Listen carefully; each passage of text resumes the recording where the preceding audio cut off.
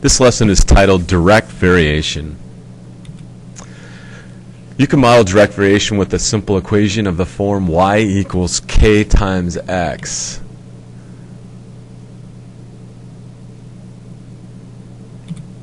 Y is always the dependent variable, x is the control variable, and k is the constant of variation. Usually when we're working with one of these equations where we see the k, we'll see a number, often a fraction right there, but a number would be there, and we'd see y where y is and x where x is. You try. Which equations are direct variation equations? Is this a direct variation equation?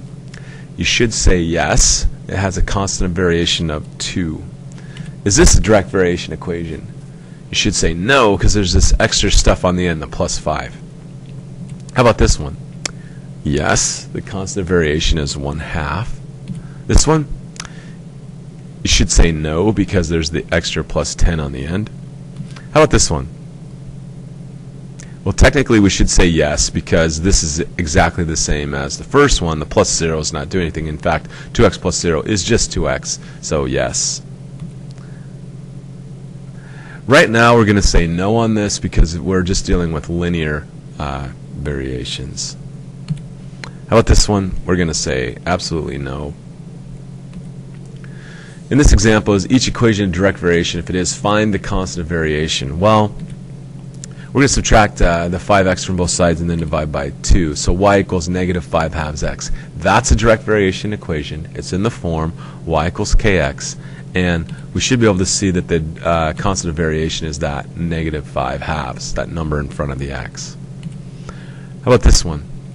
Well, we're going to subtract the 5x from both sides and divide by 2. But notice we have this extra 9/2 in the way. It's not a simple y equals kx kind of equation. It's a y equals kx plus 9/2. So we're going to have to say no. That's not a direct variation. You try. Which equations are direct variations? How about A? And then find its constant of variation. Well, yeah, A would be, and its constant of variation would be 2/7, because when we divide the 7 from both sides, we get y equals 2/7 x. That's a nice direct variation form. How about B? Well, we're going to say no here, because we're always going to have that plus 8, that extra thing hanging around, so we're going to say no there. And C, well, if we just add this to the other side, we have y equals 7.5x, so our constant of variation will be 7.5, and yes, that's direct. Here's another example. They just give us 1 point, and they say, what's the direct variation equation?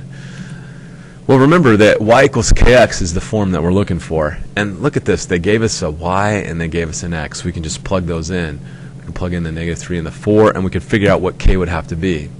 If we divide 4 from both sides, k would have to be negative 3 over x, or negative 3 over 4. Notice this is the y value over the x value in our point. That's really helpful for working a direct variation equation, and we just have 1 point.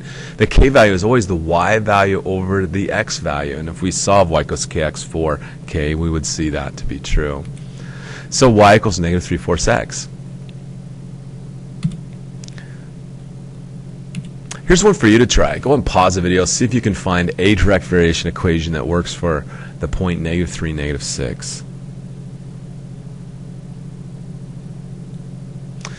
Well, you should get y equals 2x. Remember, the k value is the y value over the x value, and negative 6 divided by negative 3 is positive 2. So y equals kx, and we're done. Here's a table of values. We're supposed to use the table of values and tell whether this information would vary directly. So if it doesn't, we'll write the equation. So what we need to do is we need to figure out if y over x equals y over x for every one of these things. So y over x for these first pair of data is negative 0.75.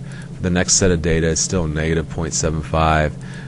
Negative 0.75, all the way down to negative 0.75. So yes, this does vary directly, and the equation is y equals negative 0.75x. How about this?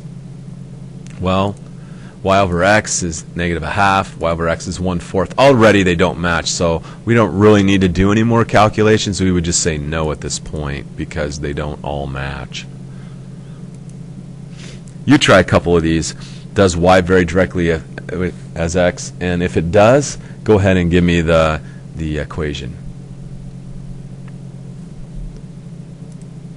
Part A here, we'd say no, because if I take y divided by x and y divided by x and y divided by x, I don't get the same value every time. Part B, we would say yes. Y divided by x is always 1.5, so we would say y equals 1.5x. Go ahead and pause this. This is like a little lesson quiz right here. Try these 3 problems, and then when you're ready to check your answer with ours, press play. All right, let's see how you did. For 1A, you should say no. 1B, you should say yes, and the constant is -8/3. Number 2, y equals 4/5 x. And then 3A is yes, y equals -3x. And B is absolutely not. How'd you do on that? That's our learning target for today, and I'll see you in class.